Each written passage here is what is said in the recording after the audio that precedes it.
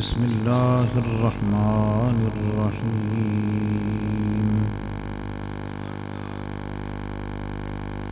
ربنا اغفر لنا ولإخواننا الذين سبقونا بالإيمان ولا تجعل في قلوبنا غلا للذين آمنوا ربنا إنك رؤوف رحيم صدق الله مولانا العظيم وصدق رسوله النبي الكريم إن الله وملائكته يصلون على النبي يا أيها الذين آمنوا صلوا عليه وسلموا تسليما الصلاة والسلام عليك يا سيدي يا رسول الله وعلى آلك وأصحابك يا سيدي يا حبيب الله الصلاة والسلام عليك يا نبي الله وعلى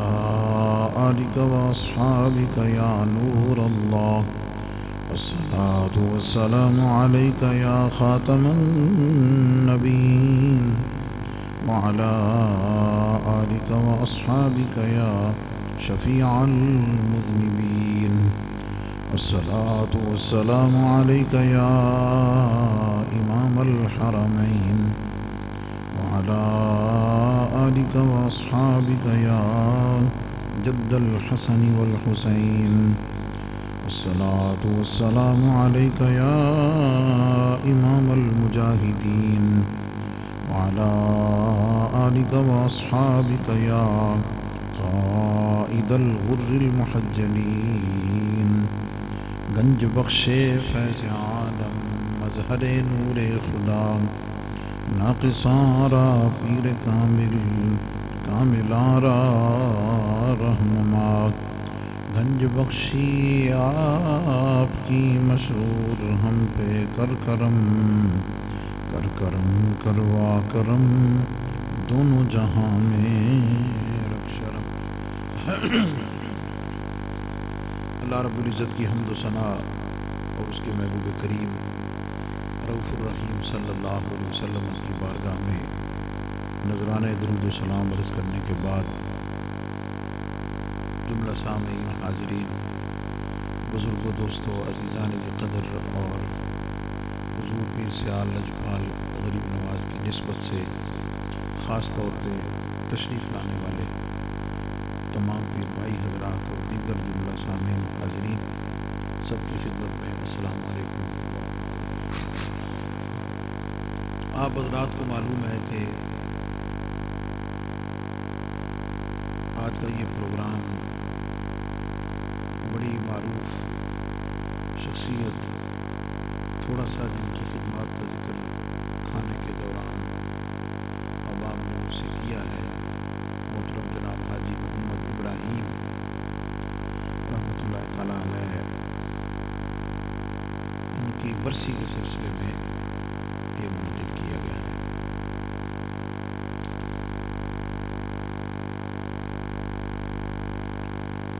میں بس آیا اور اپنے امتحان میں جیسے پروگرام کی نشست کا طریقہ کار تھا میں بیٹھ گیا۔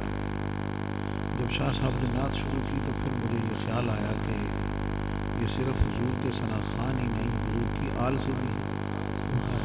نعرہ تکبیر، نعرہ رسالت، نعرہ تحقیق۔ قبلہ سید مظہر علی شاہ صاحب آستانہ عالیہ جام شریف آپ تشریف لے آئے۔ آپ کو گزارش کروں گا کہ سٹیج دی زینت بنن۔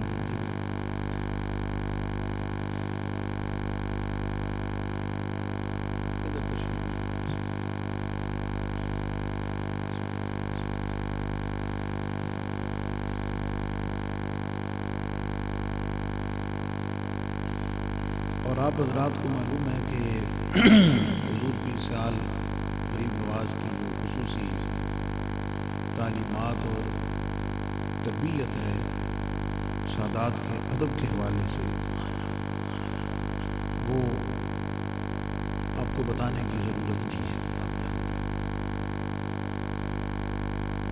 تو ویسے بھی مجھے جہاں تک یاد پڑتا ہے کہ جہاں تک مجھ سے ہوا، بلکہ کئی دفعہ ایسے بھی ہوا کہ میں نے تقریر شروع کی تو میں نے کہا یار پتہ نہیں کیا بات ہے، کوئی بات سمجھ نہیں آ رہی، بات ہو نہیں رہی۔ جب خیال گیا تو سادات تشریف فرما تھے، مجھے بے ادبی کا شائبہ ہوا، تو میں نے جب اس ماحول کو درست کیا تو کرم ہو گیا۔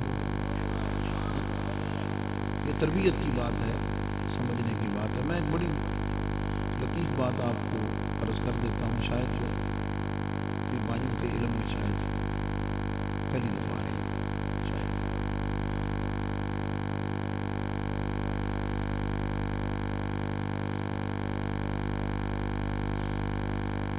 حضور شیخ الاسلام غریب نواز تشریف لائے اپنی نشستگاہ بنگلہ شریف، وہاں پر خادم نے آپ کو بتایا بھائی یہ شاہ صاحب،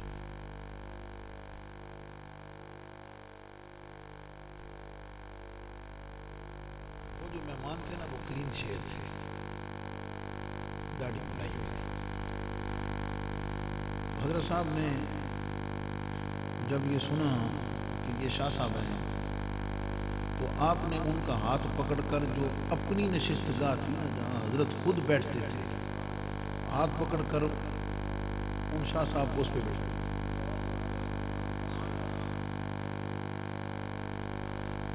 وہ بھی عجیب رنگ سن شاہ ہوئی بھی، انہوں نے جیبوں سگریٹ کھڑیا تو جناب شروع کر دیتا کھینچ۔ اب آپ کو معلوم ہے کہ اس ایریے میں تو ویسے ہی مطلب منع ہے، لیکن کسی نے روکا نہیں ٹوکا نہیں، ٹھیک ہے جناب، وہ اپنی موج میں رہے۔ وہاں پر ایک مولوی صاحب بیٹھے ہوئے تھے، ٹھیک ہے جی، تھے وہ دارالعلوم کے استاد۔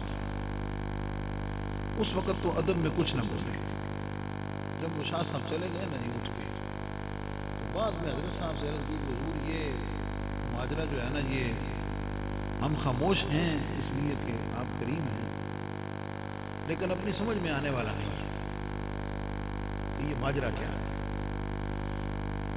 آپ نے درگزر فرمایا اور وقت گزر گیا، ایک دو دن گزرے نا جناب تو آپ قرآن پاک کا دور فرما رہے تھے۔ پھر بھائیوں کو پتہ ہے کہ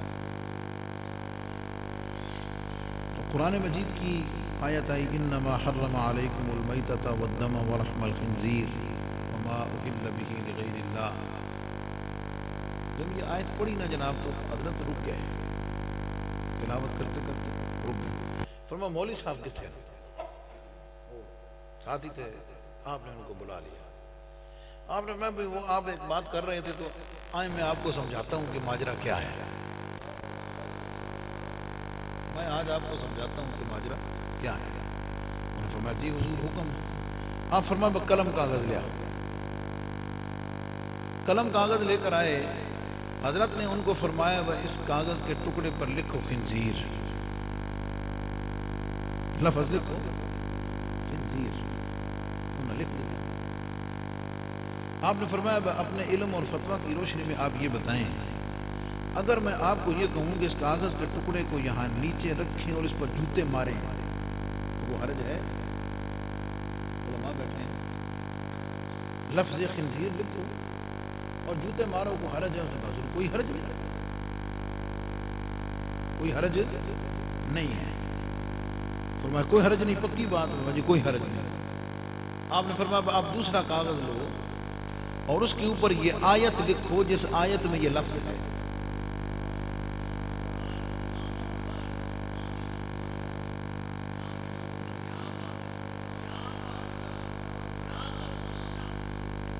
کاغذ کا ٹکڑا لو اور اس پہ یہ آیت لکھو جس آیت میں یہی لفظ ہے۔ انہوں نے لکھا، فرمایا ہوں اب لفظ تو وہی ہے،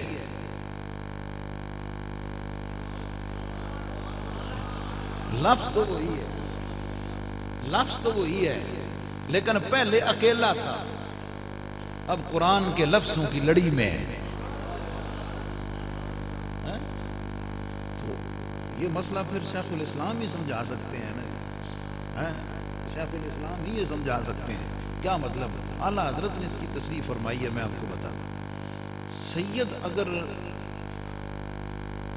بے عمل بھی ہو، یاد رکھیں ہمارے ہاں جو ہے نا بڑی سختی اور بڑا تناؤ اور بڑا عجیب ماحول پیدا ہو گیا ہے، سمجھ آئے؟ سید اگر بد عمل بھی ہو نا، اس کی توہین پھر بھی نہیں کی جائے، اس کی توہین پھر بھی نہیں کریں گے، اس کو پیغام ضرور دے دیں گے، اس کو بتائیں گے ضرور کہ بابا جی اسی جڑی تواڈی کردے پے نا لگدا ہے جی نہیں، لیکن اساں کرنی کیونکہ تواڈی رگج خون مصطفیٰ دا، بے ادبی اور توہین اس کی صحیح العقیدہ سید کی نہیں کی جائے گی، سمجھ آئے؟ اچھا یہ بات تو تھی نا کہ علمی انداز میں میں نے آپ کو بتایا، ذرا میں جھٹ کے انداز میں تمہیں سمجھا دیں۔ اچھا جو حضرات مجھے کیو ٹی وی پہ محبت سے سنتے رہتے ہیں، مجھے اکثر ملتے ہیں، کہتے ہیں جناب تھوڑی گل دی سانو سمجھ بڑی آوے، سمجھ آ گئی؟ اس لیول پہ آ کے بات کرتے ہیں کہ لوگوں کو سمجھ آ جائے۔ پہلی تو چلو ایک علمی بات تھی سادے انداز میں، یہ بھی ایک شاہ صاحب کی طرف سے یہ عطا ہوئی، وہ بھی کچھ اس قسم کا منظر بنا، تو کسی نے اعتراض کیا ان پر، تو انہوں نے ایک جملہ کہا، وہ جملہ میں آپ کو سنا کے آگے بڑھتا ہوں۔ جملہ انہوں نے کیا کہا؟ نسبت کی بات، ادب اور محبت کی بات۔ انہوں نے فرمایا وہ پانی اگر گندا ہوئے، پانی اگر گندا ہو تو وضو تو نہیں کر سکتے، کیونکہ پانی جو ہے وضو کرنے کے لیے اس کا طاہر اور مطہر ہونا ضروری ہے، کہ پاک بھی ہو، پاک کرنے والا بھی ہو، طاہر مطہر ہونا ضروری ہے۔ فرمایا پانی اگر پاک نہ ہو، گندا ہو، تو طہارت تو نہیں حاصل کر سکتے، پر اگ تو بجھا سکنے،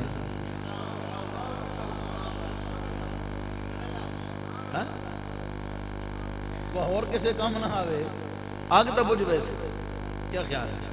تو کہیں نہ کہیں وہ نسبت جو اس کو حاصل ہے، جو اس کا ادب کرنے والا ہے، جو اس کا ادب کرنے والا ہے، خود اس کو یا اس کے متعلقین و محبین و مخلصین کو اس کا فیضان ضرور مل کے رہتا ہے۔ تو وہ میں نے بہرحال ایک کیفیت ہوئی محبت کا، تو میں شکر گزار ہوں آپ تمام حضرات کا، آپ نے اتنے ذوق اور محبت سے بلایا۔ مجھ سے بار بار پوچھ رہے تھے کہ لوگ پوچھتے تھے مفتی صاحب آگ ان کو نہیں ہے، میں نے کہا یار آخر وجہ کیا ہے اس طرح پوچھتے؟ کہتے جی وہ بڑے بڑے مولوی جو وہ وعدہ کر کے آدھے کو نہیں، تاں ڈرے پہ لوگ حوصلے کو۔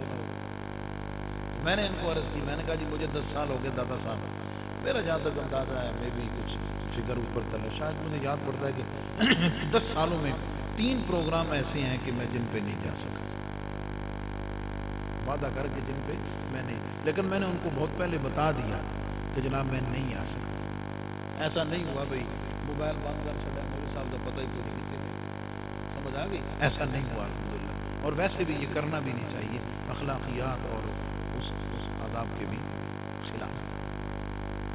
موقع کی مناسبت سے میں 2 باتیں آپ کی خدمت میں عرض کروں گا، اور اس میں تھوڑی عقیدے کی بات بھی ہے، تھوڑی تربیت کی بات بھی ہے۔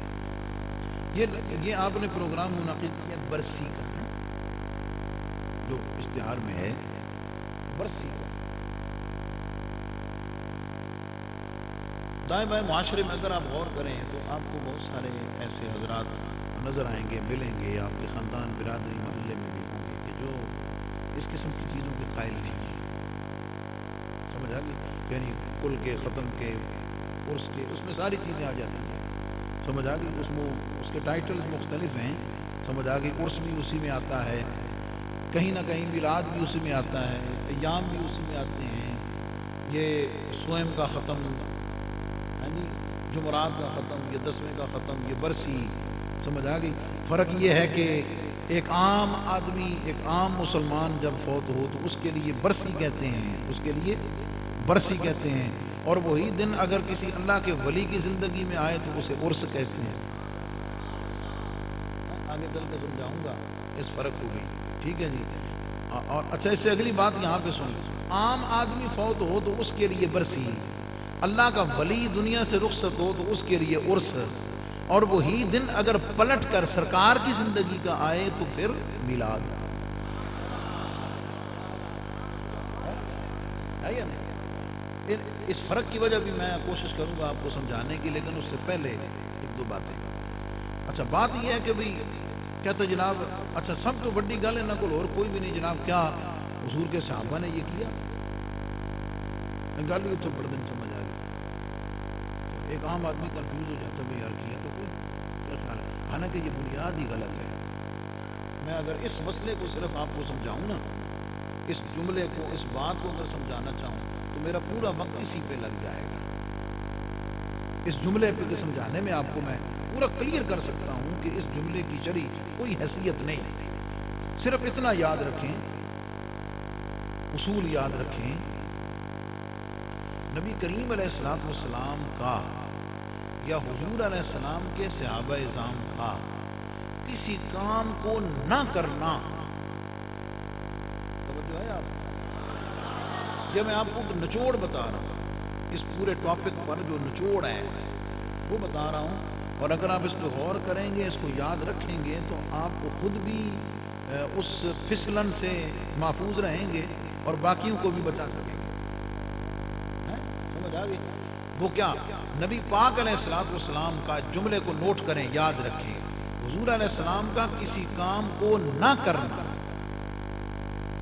سرکار کی سیرت پاک سے اگر یہ ثابت ہو جائے کہ حضور علیہ السلام نے یہ کام نہیں کیا، سرکار کی زندگی مبارک میں حضور نے یہ کام نہیں کیا، حضرت ابوبکر صدیق، حضرت عمر فاروق، حضرت عثمان غنی، جناب علی المرتضیٰ، امام حسن مجتبیٰ، امام حسین شہید کربلا، دیگر تمام صحابہ اعظام، اہل بیت اطہار، ان میں سے کسی کا کسی کام کو نہ کرنا، کسی کام کو نہ کرنا اس بات کی دلیل نہیں بن سکتا کہ یہ کام غلط ہے۔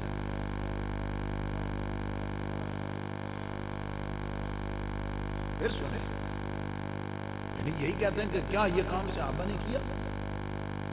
تو کہنا کیا چاہتے ہیں وہ کہ چونکہ صحابہ اعظام نے نہیں کیا اس لیے نہیں کرنا چاہیے، وہ کہنا یہ چاہتے ہیں نا، سمجھانا یہ چاہتے ہیں، یا دلیل یہ گھڑ کے اگلے آدمی کو غلط ثابت کرنا چاہتے ہیں کہ آپ جو کر رہے ہیں وہ غلط ہے۔ کیوں غلط ہے؟ بھئی کیا حضور کے صحابہ نے یہ کام کیا؟ کیا نبی کریم علیہ السلام نے کیا؟ کہے گا جی کوئی نہیں کیا۔ اور جب انہوں نے نہیں کیا تو تم کیوں کرتے ہو؟ نتیجہ کیا نکلا کہ تمہیں یہ کام نہیں کرنا چاہیے۔ اس کے جواب میں میں آپ کو یہ اصول عرض کر رہا ہوں کہ نبی پاک علیہ السلام کا یا حضور کے صحابہ کا، اسپیشلی خلفاء کا، کیونکہ حضور علیہ السلام نے خود فرمایا کہ علیکم بسنتی وسنت الخلفاء الراشدین المہدیین، کہ میری سنت بھی پکڑو اور میرے خلفاء راشدین جو ہیں ان کی سنت کو بھی مضبوطی سے تھام لو۔ تو ان حضرات کا کسی کام کو نہ کرنا، کسی کام کو، ان حضرات سے کسی کام کا ثابت نہ ہونا اس بات کی دلیل نہیں ہے کہ یہ کام غلط ہے، بلکہ علماء کی توجہ کے لیے آپ بھی سمجھ جائیں گے، نبی کریم علیہ السلام کی زندگی میں آپ نے کئی کام ایسے کیے ہیں، حضور علیہ السلام نے کئی کام ایسے کیے ہیں کہ حضور علیہ السلام نے کیے ہیں، حضور کے سے کرنا ثابت ہیں، صحیح احادیث سے ثابت ہیں، لیکن امتی کو ان کام کے کرنے کی اجازت ہی نہیں۔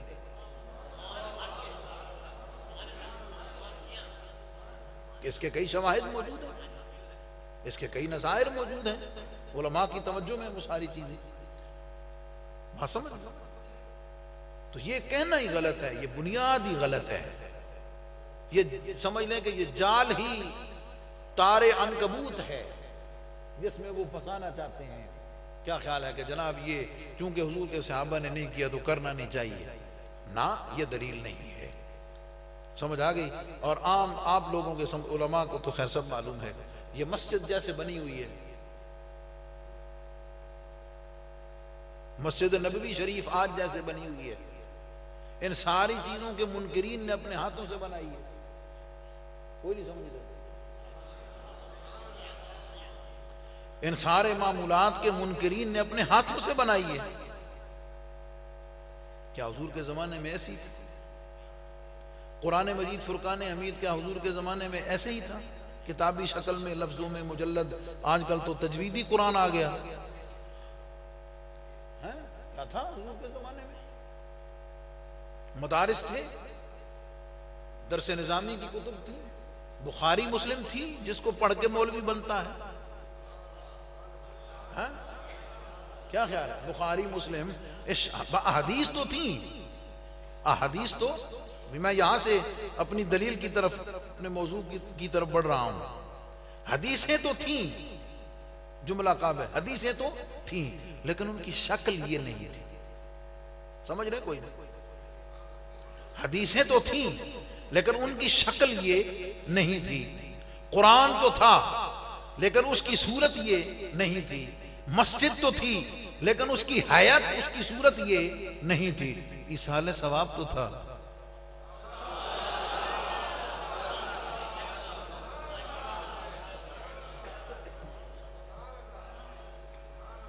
یعنی چیزوں دیکھنا یہ ہے، دو چیزیں ہو گئی.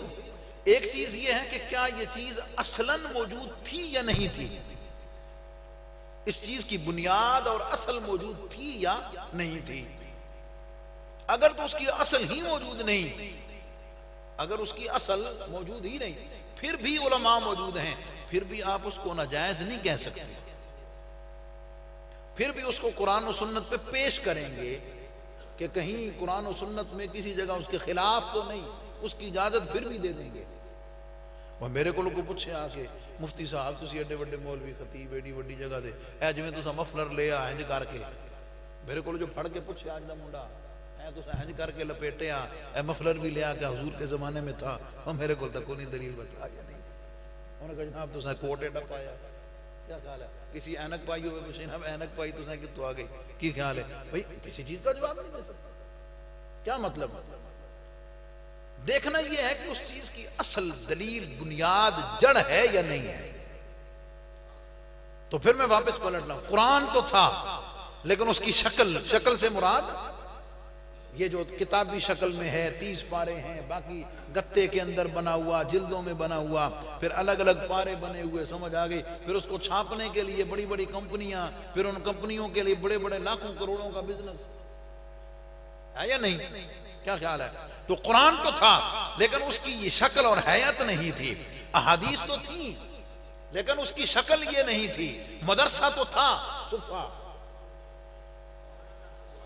مدرسہ تو تھا لیکن اس کی شکل یہ نہیں تھی. طالب علم تو تھے اصحاب صفہ لیکن ان کی شکل یہ نہیں تھی. مسجدیں تو تھیں لیکن صورت اس طرح کی نہیں تھی. اسی طرح ایصال ثواب تھا، شکل یہ نہیں تھی، صورت یہ نہیں تھی. جھگڑا ختم. کی خیال ہے بھئی جڑا تسی کرو وہ تو ٹھیک ہے، یا تہاڈا اپنا کو مر جاوے، سمجھ آ گئی تو پھر سارا کچھ ٹھیک. کو مطلب چنگا پیسے والا کو پاپولر پرسنالٹی مر جاوے تو تہاڈا مولوی طارق جمیل اتنے پڑھ کے ختم بھی پڑھدا تے دعا بھی منگدا تے سارا کچھ کردا ہے. کی خیال ہے؟ اور تساں انہاں نوں ٹیرن لئی وہ الگ مولوی رکھیا، فتوی لاؤن لئی تساں اپنا دکانداری الگ لائی ہے. کیا خیال ہے بھائی؟ گنگا گئے تے گنگا داس، جمنا گئے تے ساڈے کولوں تو انج نہیں ہوندا. اسی تے سچا سچا سیدھا سودا منافقت ہوندی نہیں. کیا یہ بات تاریخ میں موجود ہے. مولانا محمد عمر اشرفی رحمۃ اللہ تعالیٰ علیہ، مناظر اسلام، ان سے کسی نے پوچھا، یہ میں اس بات کو سمیٹ رہا ہوں، پھیلا نہیں رہا زیادہ. ان سے کسی نے پوچھا کہ جناب یہ ختم شتم دا کھانا جدو آ جاوے، پک پک کے آ جاوے سارے تے کھان سارے لیندے کو نہیں سمجھ؟ کھان سارے لیندے تے فتویٰ پوچھو، ایک آدھا بھئی ناجائز ہے، دوجا آدھا ناجائز ہے. فرق کی ہے؟ ان کا فرق میں بتاتا ہوں. اور ان کی طرف ایسی بہت ساری چیزیں، ان کے ارشادات ملفوظات موجود ہیں. اور میں آپ کو کلیئرٹی آپ کو بتا رہا ہوں. کلیئرٹی کیا ہے؟ اب میں فرق یہ ہے کہ حضور کا جو غلام اور سنی ہوتا ہے نا، وہ اس کو کہتا ہے کہ یہ حلال ہے، اس کو سمجھتا ہے کہ یہ حلال ہے، اس کو حلال کہتا ہے، حلال سمجھتا ہے اور پھر کھا لیتا ہے. مجھے گل دا مزہ آوے تو پھر سبحان اللہ کہنا ہے. اس کو حلال کہتا ہے، حلال سمجھتا ہے، پھر حلال کہہ کے حلال سمجھ کے کھا لیتا ہے. دوسرا بیلی پہلے حرام کہتا ہے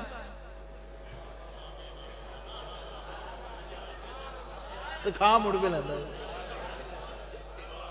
کہاں مڑ بھی اچھا کر کے ویکھ لو جی، مشاہدہ جی.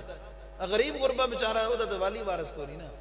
سمجھ آ کہ میں امیراں دی گل کردا پیا، اپنے چنیوٹ وچ ویکھ لینا کدے ساڈے سنیاں دے مدرسے دے بچے بعد پہنچتے نہ پہلے پہنچ. اب بتا میرا تو مدرسے مشاہدہ بتا رہا ہوں, سمجھ آئے؟ ہاں بالکل. تو وہ جناب پھر جدوں رلے ہوئے نا طالب علم اکٹھے رل وین, پھر ایک دوجے اکھاں مار دین, ہاں بھائی سنا ہن کی بنی دی کام کھاندا تو ہن کیا کریے, بھوک لگی, کی خیال ہے, ڈیڈے کچھ ہے پانی تے ہے نا. کہنے کا کیا مقصد ہے؟ یہ بات کرنے کا مقصد کیا؟ خدا را قوم پہ رحم کرو, قوم پہ رحم کرو. مولانا محمد عمر شریفی رحمۃ اللہ تعالیٰ علیہ, ان کو کسی نے کہا, ان کا بہت مکالمہ رہا نا مولوی غلام اللہ سے, انہوں نے کہا مولوی جی تو 11ویں نو ناجائز نہ کمیں, جائز نہ کمیں تو تن تیری قوم 11ویں دے ٹکر کی میں دے وے. انہوں نے فرمایا جی تو ناجائز نہ کمیں تو تن کی میں دے وے. تیری گل سمجھے کوئی نہیں؟ تو کہنے کا مقصد کیا کہ خدا را ان چیزوں سے نکلیں, قوم کو نکالیں. میلاد کا مہینہ آتا ہے توپیں چلانا شروع کر دیتے ہیں, فتووں کی زبان شروع کر دیتے ہیں, سمجھ آ کہ کوئی فوت ہو جائے تو اس پہ شروع کر دیتے ہو, بزرگوں کا عرس آ جائے اس پہ شروع کر دیتے ہو, حضور کا میلاد آ جائے, کمر نہ کو خدا ادا نہ آ جائے, کوئی شاید چڑھ دے. کیا خیال ہے؟ ان چیزوں سے خود نکلیں, قوم کو نکالیں, اور بھلائی کے خیر کے کسی بھی رستے پر کو چلا ہوا تو خدا را اس کو چلنے دے. بات سمجھ گئے؟ واپس پلٹے. اب سمجھنا صرف یہ ہے کہ یہ جو نام رکھے ہوئے ہیں, نام, ان ناموں کے پیچھے کیا چیز ہے؟ جھگڑا تو ناموں کا ہے نا, اصل تو چلو مان لی اصل تو ہے, ناموں کا کیا ایشو ہے؟ نام کیا ہے بھئی؟ جی سوئم کا ختم ہے. جی سوئم, سوئم فارسی زبان میں تیسرے کو کہتے ہیں, تیسری جماعت. پرانے بزرگ بیٹھے نا جناب, اب تو آ گیا نا جناب play group, K G nursery 1 2 3 4 5 6 7 8 matric F A F S C, ہوں ایٹ چل پہ نا, سمجھ آ گئی. تری جماعت, کیا خیال ہے؟ فارسی میں کیا تھا؟ ہم جب سکول پڑھتے تھے تو جو سائن بورڈ ہوتا, اول دوئم سوئم چہارم پنجم ششم ہشتم نہم دہم, یہ پورا لگا ہوا تھا. کیا مطلب؟ پہلی دوسری تیسری چوتھی پنجویں چھویں ستویں, یہی لینگویج اور یہی استعمال ہوتی تھی. تو سوئم کیا مطلب فارسی زبان میں؟ تیسرا. کیا مطلب؟ جب آپ کہتے ہیں کہ یار فلانے جس کو آج کل آپ کل کہتے ہیں, کیا مطلب اس کا؟ سوئم کا کیا مطلب ہے بھائی؟ فوت ہونے والے کو, فوت ہو جانے والے کا تیسرا دن ہے.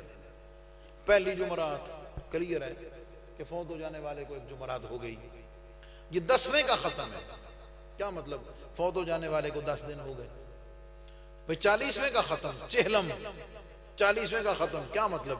فوت ہو جانے والے کو 40 دن ہو گئے. اب اسی سے خود سمجھ لیں کہ برسی, برس سال کو کہتے ہیں. کیا مطلب؟ کہ فوت ہو جانے والے کو,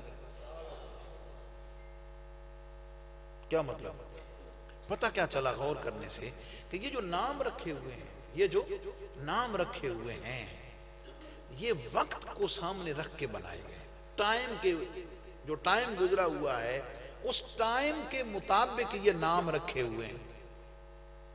نقطے پہ توجہ رہے ذرا.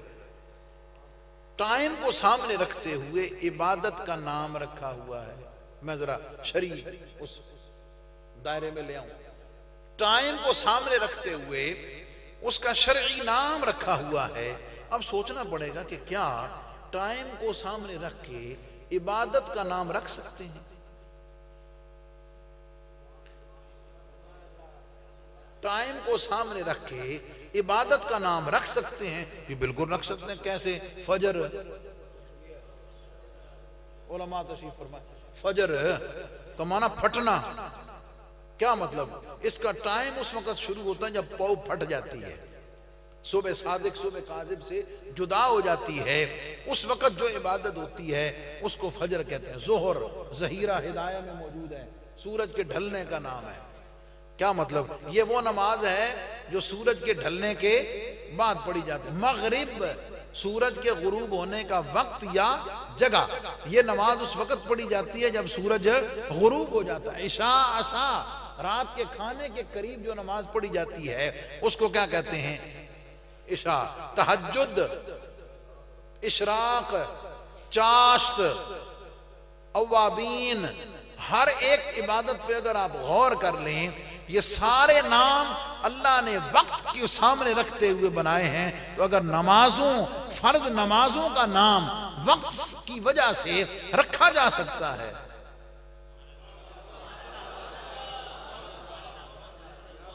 تو فوت ہو جانے والے 3 ہو گئے تو تیجا کیا چھڑیا، 10واں ہویا تو 10واں کیا چھڑیا، 40 دن ہوئے تو 40واں کیا چھڑیا، سال گزرا تو برسی کیا چھڑیا.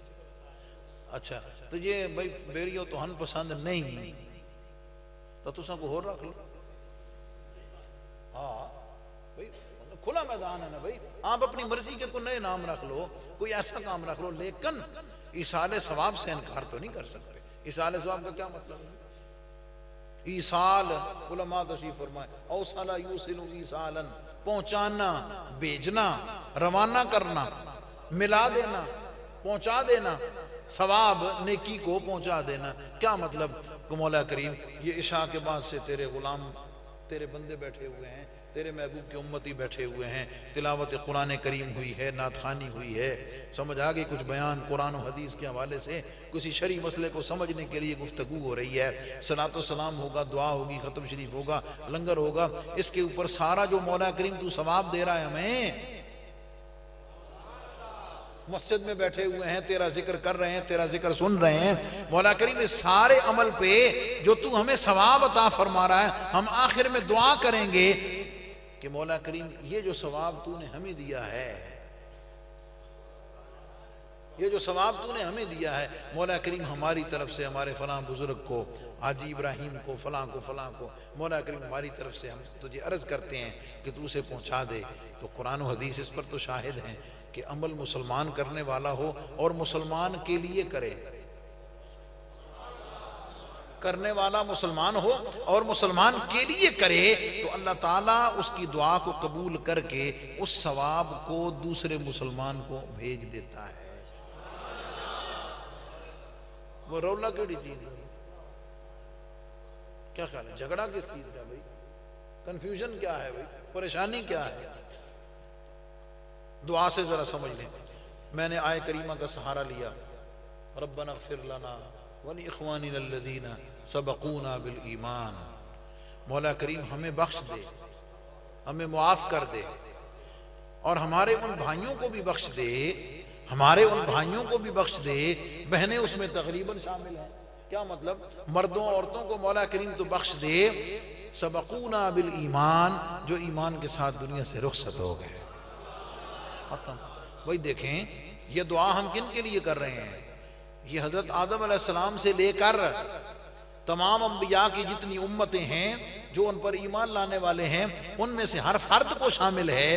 حضور علیہ السلام کی امت کے گزرنے والے جو سابقین ہیں بالایمان، ان تمام کو شامل ہے، جن کی تعداد کا علم صرف اللہ کو ہی ہے.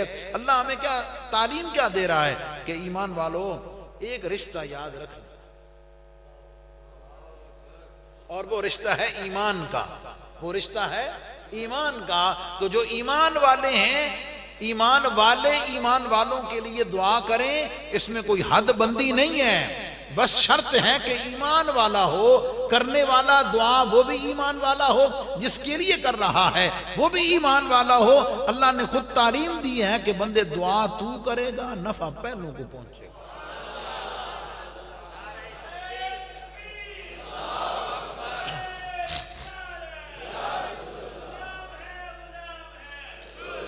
بڑے میں بلکہ ایک دلچسپ بات آپ کو اور بتاؤں. بندے مومن ہیں 2 طرح کے، ایک وہ ہیں جو گزر گئے، ایک وہ ہیں جو گزر گئے، ایک وہ ہیں جو بھی آنے ہیں، جن کی روحیں بھی عالم ارواح میں ہیں، جنہوں نے بھی آنا ہے. قرآن کا اگر آپ بغور مطالعہ کریں، اللہ تعالیٰ نے جو ایمان والے گزر گئے ان کے لیے بھی دعا کرائی ہے، اور جو ابھی آنے ہیں ان کے لیے ایڈوانس میں کروائی ہے. پتہ نہیں کب آئیں گے، کس زمانے میں آئیں گے، قیامت کے قریب ہوں گے، 100 سال بعد آئیں گے، کب آئیں گے. قرآن کا اسلوب تو یہ ہے کہ جو پہلے گزر گئے ان کے لیے بھی کرو، جو آنے والے ہیں ابھی آئے نہیں ان کے لیے ایڈوانس میں کرتے رہو. آپ کہیں گے وہ کیسے؟ بھئی ہر مسلمان کو آپ میں سے ماشاءاللہ دعا یاد ہوگی، رب جعلنی مقیم الصلاۃ ومن ذریتی ربنا وتقبل دعا ربنا اغفر لی ولوالدی وللمؤمنین یوم یقوم الحساب۔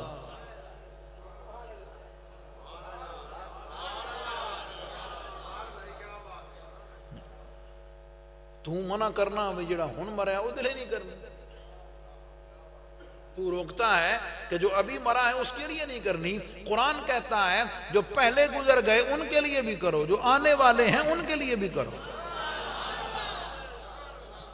مولا مجھے بھی بخش دے، میرے ماں باپ کو بھی بخش دے۔ وَلِلْمُؤْمِنِينَ يَوْمَ يَقُومُ الْحِسَابِ، مولا قیامت تک جتنے آنے والے ہیں سب کو بخش دے۔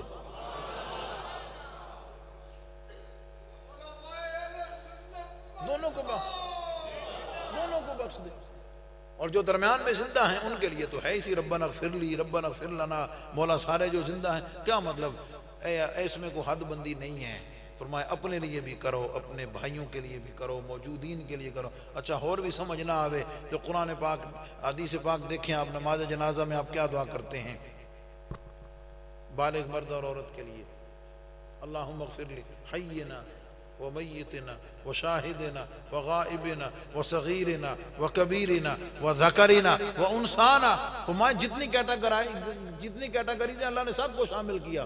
مولا زندوں کو بھی بخش دے، جو مر گئے ان کو بھی بخش دے، شاہدنا مولا جو ہیں ان کو بھی بخش دے، غائبنا جو نہیں ہیں مولا ان کو بھی بخش دے، وصغیرنا مولا چھوٹوں کو بھی بخش دے، وکبیرنا مولا بڑوں کو بھی بخش دے، وذکرنا مولا مردوں کو بھی بخش دے، وانسانا مولا عورتوں کو بھی بخش دے۔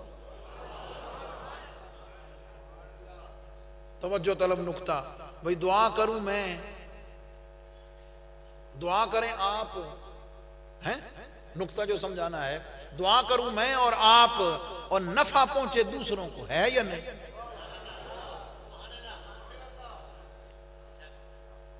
دعا میں اور آپ کریں، نفع پہنچے دوسروں کو، کیا مطلب؟ اگر دعا نفع دے سکتی ہے، اچھا کئی جگہ یہ بھی بات کرتے ہیں، لو جی دعا کا تو مسئلہ ہی نہیں ہے نا، دعا تو جائز ہے، دعا تو جائز ہے، دعا تو کر سکتے ہیں۔ اللہ اکبر، یاد رکھنا، ایک اصول یاد رکھنا، جو شے حرام ہوتی ہے نا وہ اپنی ہر جزی کے ساتھ حرام ہوتی ہے۔ علماء موجود ہیں، اس کی تمام جزیات حرام ہوئی۔ دیکھیں نا شراب حرام ہے نا، شراب حرام ہے۔ حدیث پاک میں شراب سے متعلق 10 لوگوں پر اللہ کے حبیب نے لعنت کی۔ کیا خیال ہے؟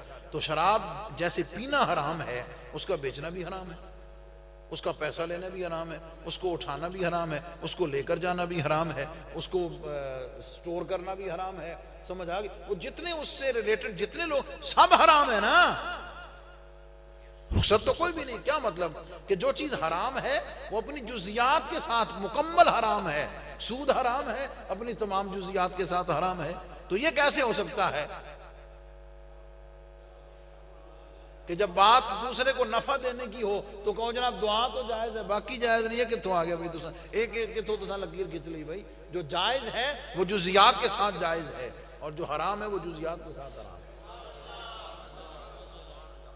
اس کو میں ذرا سادہ انداز میں سمجھا دیتا ہوں، میں نے تھوڑا علمی لینگویج استعمال کی۔ وہ کیا ہے؟ وہ یہ ہے کہ جناب چلو دعا تو دعا ہے، جس میں تو کسی کا کوئی انکار نہیں، سمجھ آ گئی؟ اچھا دعا بھی نہ بتیرے جناب نہیں جی جنازے وچ ہوگی بعد کرن دی لوڑ کوئی۔ میں نے کہا اللہ سبحان اللہ، اللہ فرماتا ادعونی استجب لکم، بندو منگی آؤ میں دتی آسا، منگی آؤ میں دتی آسا۔ تو اس ویلے منگنی اس ویلے نہیں منگنی، اللہ تے پابندی کو نہیں لائی۔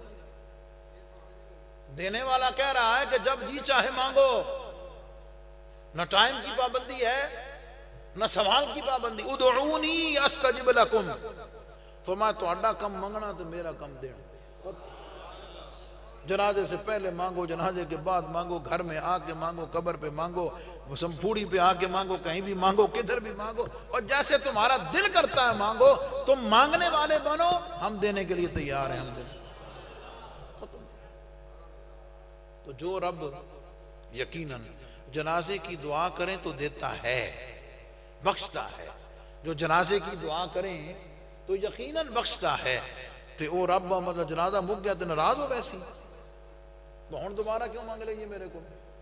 وہ تو خوش ہوتا ہے، وہ تو خوش ہوتا ہے، وہ راضی ہوتا ہے کہ میرے بندوں نے مجھ سے جنازے میں بھی مانگا ہے، جنازے کے بعد بھی مانگ رہے ہیں، قبر پہ بھی مانگ رہے ہیں، وہ گھر جا کے بھی مانگ رہے ہیں، وہ 3 دن ہو گئے پھر مانگ رہے ہیں، 10 دن گزر گئے پھر مانگ رہے ہیں، 40 دن گزر گئے پھر مانگ رہے ہیں، وہ ہر سال مانگ رہے ہیں، تو یہ تو مانگ رہے ہیں مجھ سے، میں کیسے ان کو نہ دوں؟ مانگ رہے تو دے رہے ہیں۔ سبحان اللہ، ماشاء اللہ، ماشاء اللہ، سبحان اللہ۔ سیال شریف میں نماز کے بعد 3 دفعہ دعا مانگی جاتی، پتہ ہے نا؟ 1 دفعہ، پھر 2 دفعہ، پھر حضرت سے کسی نے عرض کیا یا حضور یہ 3 دفعہ دعا کا کیا راز ہے؟ تو میں 3 دفعہ اس حدیث پاک میں موجود ہے کہ بندہ جب 1 دفعہ مانگے نا، اللہ کی مرضی پر ہے، کریم ہے نا، بے نیاز ہے، اللہ کی مرضی پر ہے، دے یا نہ دے۔ جب دوبارہ مانگتا ہے تو بھی اس کی مرضی دے یا نہ دے، لیکن بندہ جب تیسری دفعہ ہاتھ اٹھاتا ہے رب خالی نہیں لوٹاتا، دے کے بیٹھ۔ کہتا جناب جنازہ پڑھ لیں، ہن نہیں منگنی، لیکن صحیح طریقے بندہ تم مانگو، سمجھ آگئی، 1 دفعہ مانگو، 2 دفعہ مانگو، اور جب تمہارا کام مانگنا ہے، سوالی بن کے بیٹھے رہو، آواز لگاتے رہو، رب سے جھولی پھیلا کے مانگتے رہو، جس کے لیے مانگو گے ایک دن تو مل ہی جائے گا نا۔ بڑی سادی، اس لیے یہ پابندیاں اور یہ ساری چیزیں تو بھائی اچھا کہتے ہیں دعا تو دعا ہے نا جناب، چلو مان لیا، لیکن آئے حدیث پاک سے دیکھتے، نبی کریم علیہ السلام کی حدیث موجود ہے۔ ایک حدیث پاک برکت کے لیے عرض کرتا ہوں، سرکار دو جہاں صلی اللہ علیہ وسلم ارشاد فرماتے ہیں بندہ مومن جب فوت ہو جاتا ہے تو اس کی اعمال کا سلسلہ ختم ہو جاتا ہے۔ ظاہر خود نہ اس نے نماز پڑھنی ہے، نہ روزہ رکھنا ہے، نہ حج کرنا، نہ زکوٰۃ دینا، نہ نفل پڑھنے، نہ قرآن پڑھنی، نہ صدقہ خیرات کرنا، کچھ بھی نہیں کرنا، ذاتی اس کے جو اعمال کرنے کا سلسلہ تھا وہ ختم ہو جاتا ہے، جو اس کا پرسنل اکاؤنٹ ہے وہ بند ہو جاتا ہے، اس کا پرسنل اکاؤنٹ بند ہو جاتا ہے۔ لیکن فرمایا 3 کام ایسے ہیں وہ کر تو نہیں رہا لیکن اللہ اس کا ثواب اس کو مرنے کے بعد بھی دیتا رہتا ہے۔ دیکھیں ایک ہوتا ہے پرسنل اکاؤنٹ جس کو آپ کہتے ہیں سیلری اکاؤنٹ، چلو کہہ لو، اور ایک آپ کا بزنس اکاؤنٹ ہے۔ بزنس اکاؤنٹ کیا مطلب؟ ایک وہ ہے کہ جس میں آپ کی سیلری آتی ہے، تنخواہ آتی ہے، تو جب تک آپ جاب کر رہے ہیں اس میں تنخواہ آتی رہے گی، جب جاب ختم ہو جائے گی تنخواہ آنا بھی بند ہو جائے گی۔ لیکن آپ نے بزنس شروع کیا ہوا ہے، پارٹنرشپ پہ ہے یا جو بھی ہے، وہ بزنس جب تک چلتا رہے گا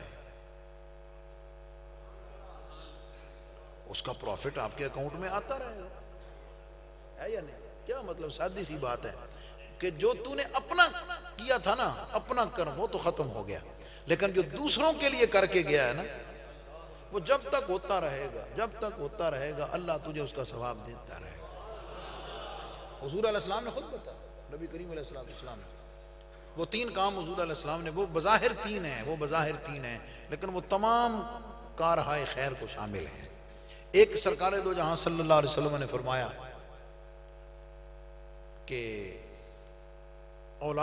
نیک اولاد جو اپنے ماں باپ کے لیے دعا کرتی رہے، جب تک وہ اولاد کی اولاد در اولاد، جب تک یہ سلسلہ چلتا رہتا ہے اللہ تعالیٰ اس بڑے بزرگ بابے کو اس کا ثواب دیتا رہتا ہے۔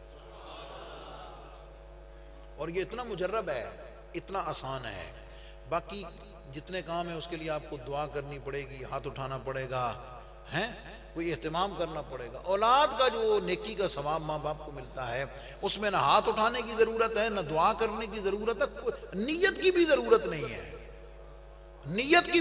نہیں ہے، ادھر ہاتھ اٹھایا، ادھر نیک عمل کیا اور ادھر اللہ نے ثواب عطا کر۔ نمبر 2، علم ينتفع به، علم نافع پڑھا دیا، قرآن پڑھا دیا، حدیث پڑھا دی، سمجھ آگئی، حفظ کرا دیا، سمجھ آگئی، آگے علم پہنچا دیا ہے۔ بلکہ میں تو اس میں تھوڑا کلیئر ہوں، ہر وہ علم جو دوسروں کے نفع کے لیے ہے، صحیح نیت سے اگر پڑھا دے، انجینئر بنا دے، ڈاکٹر بنا دے، سمجھ آ گئی؟ سائنسسٹ بنا دے کسی فیلڈ میں، اللہ کی رضا اور حضور کی امت کی خدمت کے لیے اس کو تیار کر دے، سمجھ آ گئی؟ وہ بھی صدقہ جاریہ ہے، اللہ اس کا بھی ثواب عطا فرمائے۔ اور تیسرا حضور علیہ السلام نے فرمایا صدقۃ جاریۃ، صدقہ جاریہ، مسجد بنا دی، مسجد کو آباد کر دیا، سمجھ آ گئی؟ حاجی ابراہیم رحمۃ اللہ تعالیٰ علیہ انہوں نے سارے قسم کے نفع شامل کیے نا، کیا خیال ہے؟ آپ شاہد ہے نا، مسجد کو آباد بھی کیا، پڑھایا بھی صحیح، کیا خیال ہے؟ لوگوں کے دلوں میں نبی پاک علیہ السلام کی محبت کو پیدا کیا، حضور علیہ السلام کے عشق کو پیدا کیا، علم کی یہ ساری چیزیں ڈالی نا، تو کیا خیال ہے؟ یہ جب تک سلسلہ چلتا رہے گا اللہ تعالیٰ ان کو اس کا ثواب قیامت تک قبر میں عطا کرتا ہے، قیامت تک عطا کرتا ہے۔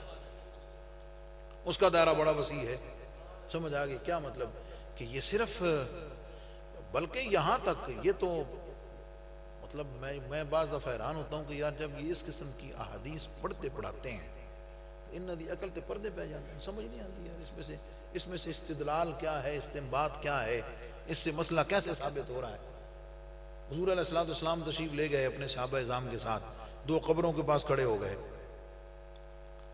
سمجھ آ گئی؟ حضور علیہ السلام نے صحابہ کو متوجہ کر کے فرمایا، اور کیا فرمایا؟ کھجور کی دو شاخیں لیں، تر ہیں، ایک شاخ لی، اس کو درمیان سے چیرا، اور ایک تر ٹہنی جو ہے وہ ایک قبر پہ ڈال دی، دوسرے پہ ڈال دی، اور نبی کریم علیہ السلام کے صحابہ کے پوچھنے پر حضور نے فرمایا کہ یہ جو دونوں قبر والے ہیں ان کو عذاب ہو رہا تھا، ٹھیک ہے جی؟ اور عذاب بھی کسی بڑے گناہ کی وجہ سے نہیں ہو رہا تھا، ایک جو ہے وہ چغلی کھاتا تھا، چغلی کرتا تھا، اور دوسرا پیشاب کے چھینٹوں سے نہیں بچتا تھا، اس کی وجہ سے ان کو عذاب ہو رہا تھا۔ یا رسول اللہ صلی اللہ علیہ وسلم یہ جو اس کے اوپر یہ ٹہنیاں رکھی ہیں، حضور نے فرمایا کہ یہ اللہ کی حمد کرتی ہیں، ترش ہے، اللہ کی توجہ طلب نکتہ، بہت ساری باتیں اس حدیث پہ ہو سکتی ہیں، میں نے ان کو نہیں چھیڑا ہے۔ یہ تر جو ٹہنیاں ہیں، ترش ہے جو ہے وہ اللہ کی حمد کرتی ہے، اللہ کا ذکر کرتی ہے، جب تک یہ اللہ کا ذکر کرتی رہیں گی ان کی وجہ سے قبر والوں کو عذاب میں تخفیف رہے گی۔ نفیس سی بات سمجھنے والی، یار بے جان تر ٹہنیاں جو اللہ کا ذکر کریں، جو سنائی نہیں دیتا، جو سنائی نہیں دیتا، بے جان ہے بظاہر، اپنے مرکز سے کٹی ہوئی ہیں، جب تک وہ تر ہیں اللہ کا ذکر کریں گی، اور اس کا نفع ان تر ٹہنیوں کی حمد کا نفع تو قبر والوں کو ملے۔ حضور کا امتی قرآن پڑھے،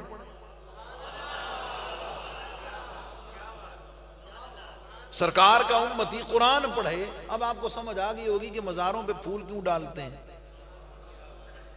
مزاروں کی مٹی کو پانی سے گیلا کیوں کرتے ہیں، مزار پہ درخت یا پودا بوٹا کیوں لگاتے ہیں۔ اس کی لاجک اصل میں یہ ہے کہ جب تک وہ تر رہتی ہیں، اللہ کی حمد کرتی ہیں، اس کا نفع اللہ قبر والے کو دیتا ہے۔ تو اگر ایک بے جان بظاہر ایک تر ٹہنی کا نفع، حمد کا نفع اگر قبر والے مومن کو ملتا ہے تو حضور کے امتی کے قرآن پڑھنے کا کوئی نہیں ملے گا یار۔ حدیث توجہ طلب نفیس بات سمجھنے والی، اس کا نفع کیسے نہیں ملے گا۔ ایک اور حدیث پاک عرض کرتا ہوں، ایک تفصیل میں جائے بغیر، یہ میں اس پر بتا رہا ہوں کہ صرف دعا ہی نفع نہیں دیتی، باقی اعمال بھی نفع دیتے ہیں، باقی اعمال کا نفع بھی پہنچتا ہے، فائدہ قبر والے کو ہوتا ہے۔ ایک فاحشہ عورت رات کو بدکاری کے لیے نکلی، رستے میں اس نے دیکھا کہ ایک کتا پانی کے جوہر یا چشمے کے کنارے پڑا ہوا ہے اور آخری سانسوں پر ہے۔ اب حدیث کے لفظ ہیں، اس پہ بس بڑی بات ہو سکتی ہے۔ حضور علیہ السلام فرماتے ہیں کہ اللہ تعالیٰ نے اس فاحشہ عورت کے دل میں اس کتے کے لیے رحم ڈالا، یہ اصل بات، اس کتے کے لیے رحم ڈالا، اللہ نے رحمت پیدا کی اس کے دل میں۔ وہ جو کام کرنے جا رہی تھی وہ رک گئی، اس نے منظر دیکھا، سمجھ گئی سارا، اب کوئی ڈول یا رسی تھی نہیں کہ جو پانی نکال سکتی۔ اس نے اپنی جو چادر رات کو لی ہوئی تھی اس کو اتارا، اس کو پھاڑ کر اس کی رسی بنائی، جو جوتا تھا اس کا اس نے ڈول کرنے کے لیے وہ جوتے سے تھوڑا تھوڑا پانی اس نے نکالا اور اس کتے کے منہ میں ڈالا، کتے کی جان میں جان آئی اور وہ دم ہلاتا ہوا اٹھ کے چل دیا۔ جب یہ منظر ہوا اللہ رب العزت نے موت کے فرشتے کو بھیجا کہ جا کر اس عورت کی روح ابھی قبض کر لو۔ کیوں؟ ابھی قبض کیوں کر لو؟ تاکہ یہ آگے قدم بڑھا کے اور گناہ نہ کرے، آگے قدم بڑھا کے جا کے اور گناہ نہ کر سکے، اور اس نے جو کتے پر رحم کیا ہے اس کی برکت سے اللہ نے اس کو بخش دیا ہے۔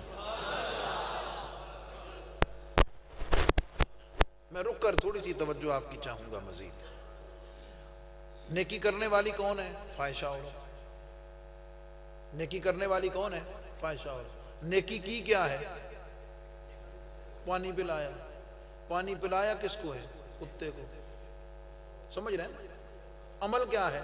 پانی پلانا۔ عمل کیا کس کے ساتھ ہے؟ کتے کے ساتھ۔ کرنے والی کون ہے؟ فاحشہ عورت۔ کیا سمجھے یار؟ فاحشہ عورت کتے کو پانی پلائے، رب اسے بخش دیتا ہے۔ حضور کا امتی قرآن پڑھ کے اپنے مسلمان بھائی کو دے کہتے کوئی فائدہ نہیں ہوتا۔ اللہ قرآن پڑھے، حدیث پڑھے، قرآن خوانی کرے، ذکر اذکار کرے، اس کا نفع کیسے نہیں ملے گا بھائی؟ سمجھ آگئی؟ یہ سارے اللہ تعالیٰ نے رحمت کے بخشش کے بہانے بنائے ہوئے۔ اور یہ اچھا ایک اور روحانی بات اس میں بتا دو، یاد رکھنا، جو دوسروں کے لیے ہاتھ اٹھاتا رہتا ہے نا، یاد رکھنا، جو دوسروں کے لیے ہاتھ اٹھاتا رہتا ہے اللہ اس کے مرنے کے بعد اٹھنے والے ہاتھ خود پیدا کر دیتا ہے۔ اس کو سمجھ کو ضروری نہیں، یہ بھی کوئی ضروری نہیں کہ اس کے بیٹے ہوں، اس کی اولاد ہو، آگے بڑے کام کرے، کوئی اللہ تعالیٰ کو جب کسی کی ادا پسند آ جاتی ہے اس کے ذکر کو باقی رکھنے کے لیے ضروری نہیں کہ اس کی اولاد ہو تو وہی کرے، بیٹے ہوں تو وہی کرے، اس کے جو روحانی بیٹے شاگرد ہوتے ہیں اللہ تعالیٰ ان کے ذریعے سے اس کے فیضان کو آگے جاری کرتا ہے۔ حاجی ابراہیم صاحب ظاہری مطلب ہے اولاد نہیں، بیٹے نہیں ہیں نا، بیٹیاں ہی ہیں، لیکن اللہ رب تسی دائیں بائیں اپنے محلے دیکھ لو، کئی ہونے جنہاں دے 4 پتر ہونے نے، ان کے مرنے کے بعد ان کو جائیدادیں بانٹنے سے، پیسے لینے سے، کھانے پینے سے فرصت نہیں ہوگی۔ سمجھ آ گئی؟ اپنے اس معاملات میں پڑ گئے ہیں، وہ سال گزرنے کے بعد ان کو برسی بھی یاد کو نہیں آتی، ان کو جناب ساڑھا پیو مر گیا، کوئی برسی بھی کوئی چیز ہے۔ لیکن ایک اللہ کے نیک بندے کا اہتمام اتنے اہتمام کے ساتھ ہو رہا ہے، یہ دوسروں کے لیے ایک سامان عبرت ہے، دوسروں کے لیے سوچنے غور کرنے کی بات ہے کہ یار یہ کیا نظام ہے۔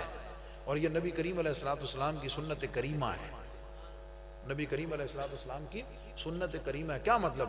کافر یہ بھی خوش ہوتے تھے نا، کئی دفعہ یہ سوچو یار چھڑو جو بھی ہے، محمد صلی اللہ علیہ وسلم ان کا بیٹا تو ہے کوئی نہیں، تو جب یہ جائیں گے تو ان کے ساتھ ہی بساط لپیٹ دی جائے گی، ان شانئک ھو الابتر۔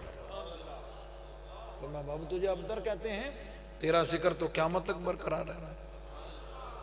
آپ اس کا اندازہ لگائیں، میدان کربلا میں حضور علیہ السلام کی آل کا صرف ایک شہزادہ حضرت امام زین العابدین بچا، حضور کی آل سے صرف ایک شہزادہ حضرت امام زین العابدین بیمار کربلا صرف وہ اکیلے بچے، ایک شہزادہ بچا۔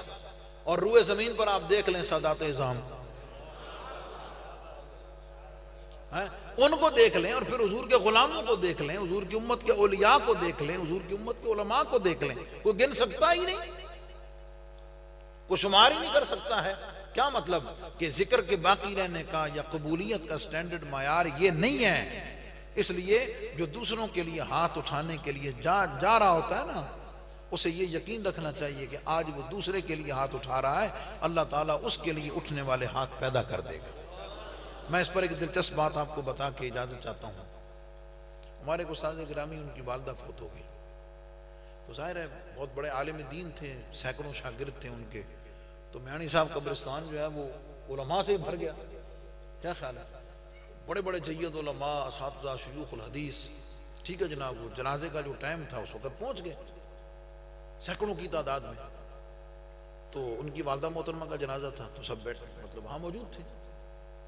تھوڑی دیر گزری تو جنازہ آیا، خاتون کا جنازہ تھا۔ اچھا لوگوں کو تو نہیں پتا تھا کیونکہ ظاہر ہے خاتون کا جنازہ تھا. لوگوں نے یہ سمجھا، حضرات نے، علماء اعظام نے یہ سمجھا کہ شاید یہ علامہ صاحب کی والدہ کا جنازہ ہے. وہ بڑی تکریم سے آگے رکھا، سمجھ آ گئی. لیکن وہ علامہ صاحب استاد گرامی نظر نہیں آ رہے تھے. کبھی وہ کتنے نا حضرت صاحب کتنے، انہوں نے بتایا نہیں یہ تو جنازہ کسی اور خاتون کا ہے، یہ جنازہ کسی اور خاتون کا ہے، وہ جنازہ تو ابھی آیا نہیں. اچھا پوچھا بھی کس کا؟ انہوں نے کہا جناب یہ خاتون ہے ایک، اس کی کوئی اولاد نہیں،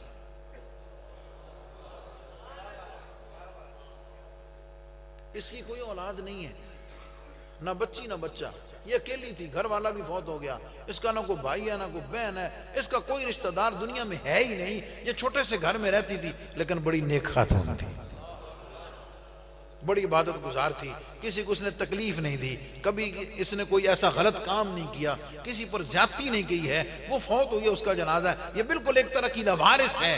میں اس وقت سے یاد کرتا ہوں کہ مولا کریم اس بندی کی کون سی ادا تجھے پسند آ گئی کہ لاہور کے ہی نہیں پنجاب کے سینکڑوں علماء جن میں سے کسی ایک کو بلانا پڑے تو پتہ نہیں کتنے پاپڑ بیلنے پڑے، وہ وہاں پہلے موجود ہیں اور اللہ تعالیٰ نے ان تمام کے جنازہ کا اہتمام کرتے ان کے ذریعے سے جنازہ پڑھا. یہ کیا ہے؟ اللہ تعالیٰ پھر خود اسباب پیدا فرماتا ہے. اس طرح کی رحمتوں کے اسباب اور بخشش کے اسباب جو ہیں وہ خود پیدا کرتا ہے. تو آج کی گفتگو کا لب لباب میں نچوڑ آپ کی خدمت میں. ایک بات ادھار رہ گئی، وقت ظاہر ہے مناسب ہو چکا ہے.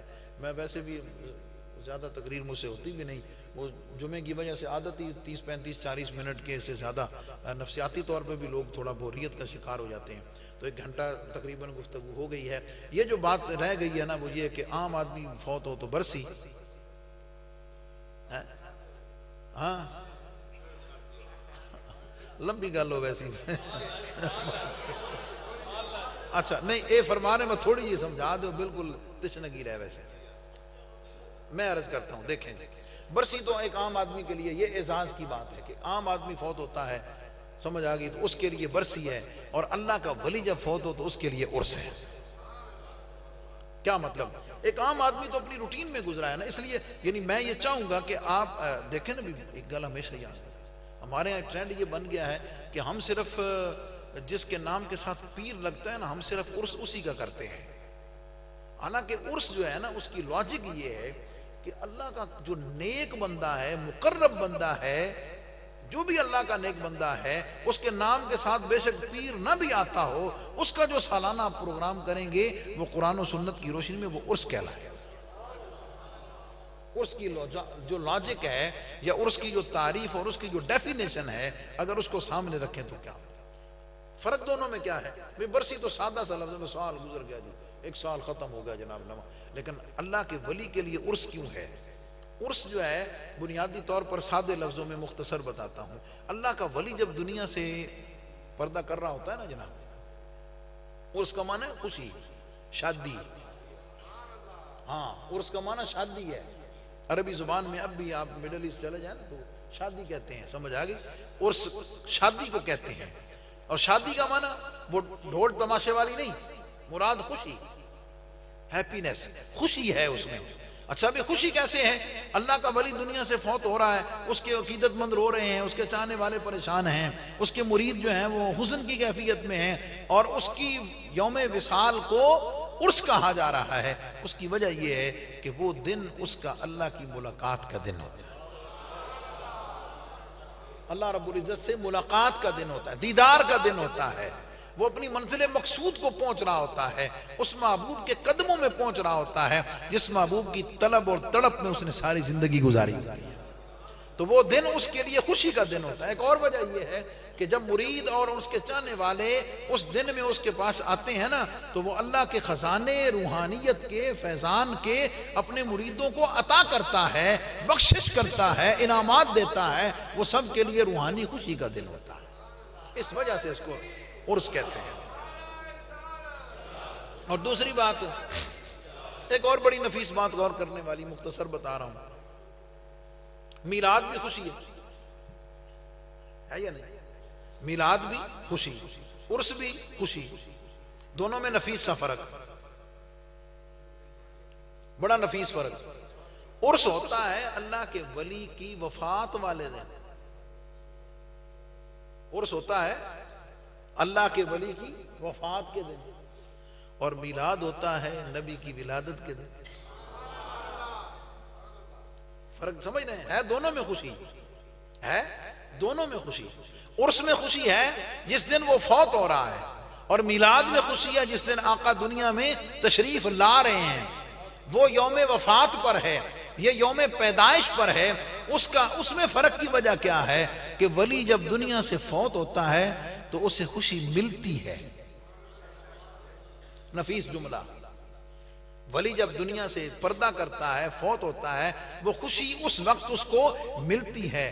نبی وہ خوشیاں بانٹنے کے لیے آتا ہے، نبی وہ خوشیاں لے کر آتا ہے، اس کی وجہ سے آگے دوسروں کو وہ انوار و تجلیات عطا ہوتے ہیں۔ اس لیے اللہ کے ولی جب دنیا سے فوت ہوتا ہے اس وقت خوشی منائی جاتی ہے، اور حضور جب دنیا میں تشریف لائے ہیں اس وقت دنیا میں خوشی منائی جاتی ہے۔ اللہ تعالیٰ ہمیں سمجھنے کی، عمل کرنے کی توفیق عطا فرمائے، اور حضرت کے درجات کو بلند فرمائے۔ حضور سیدی فیض عالم داتا گنج بخش رحمۃ اللہ شاہ جی کا حکم ہے کہ حضور داتا صاحب، میں کیا بتائیں آپ کو داتا صاحب رحمۃ اللہ تعالیٰ علیہ۔ ایک بات میں آپ کو ایک نفیس سی بات بتا دیتا ہوں۔ ایک یمن سے ایک شیخ تشریف لائے ابھی 2-3 سال پہلے، یمن سے، خود بھی سید تھے، بڑے نورانی وجی چہرہ۔ ہم ان کے ساتھ دربار شریف میں حاضر ہوئے، حاضری دی، پتہ چل جاتا ہے کہ ان کا روحانی کیا ربط ہے، کیا تعلق ہے، کس طریقے سے۔ تو جب ہم دفتر میں آئے، بیٹھے آفس میں، تو میں نے ایسے ہی ان سے پوچھا، میں نے کہا شیخ داتا صاحب کے بارے میں کوئی بتائیں، یہ کیا ہستی ہے، کیا چیز ہے؟ شیخ نے فرمایا ہوا من اہل دیوان، کہ داتا صاحب رحمۃ اللہ علیہ اہل دیوان سے ہے۔ اس کی تفصیل اگر پڑھنی ہو، علماء موجود ہیں تو وہ فصوص الحکم جو ہے اس کو پڑھ سکتے ہیں، اعلیٰ حضرت نے بھی اس پر بات کی ہے، محی الدین ابن عربی کی فصوص الحکم میں، اور مجدد الفسانی رحمۃ اللہ تعالیٰ علیہ انہوں نے بھی اس پر تھوڑی سی بات کی ہے، بلکہ تفصیلی بات کی ہے، اور بھی اکابرین۔ تو من اہل دیوان، وہ اہل دیوان سے ہے۔ اچھا، میں نے جان بوجھ کر ان سے پوچھا، میں نے کہا جی اہل دیوان کون ہوتے ہیں؟ اب یہ جملہ آپ کو سنانا ہے۔ انہوں نے فرمایا کہ پوری روئے زمین پر جب کوئی بڑا معاملہ ہو نا، بڑا معاملہ، پوری روئے زمین پر بڑا کوئی معاملہ ہو، تو نبی کریم علیہ السلام کی بارگاہ میں جن چند لوگوں کو سب سے پہلے بلایا جاتا ہے، نبی کریم علیہ السلام جن چند اپنے غلاموں کو یاد فرماتے ہیں مشورے کے لیے، اس روحانی کچہری میں مشورے کے لیے جن کو سب سے پہلے بلایا جاتا ہے، ان میں داتا صاحب رحمۃ اللہ۔ سمجھ آگئی؟ تو یہ اتنی بڑی ہستی اللہ تعالیٰ نے اس خطے میں عطا کی ہوئی ہے۔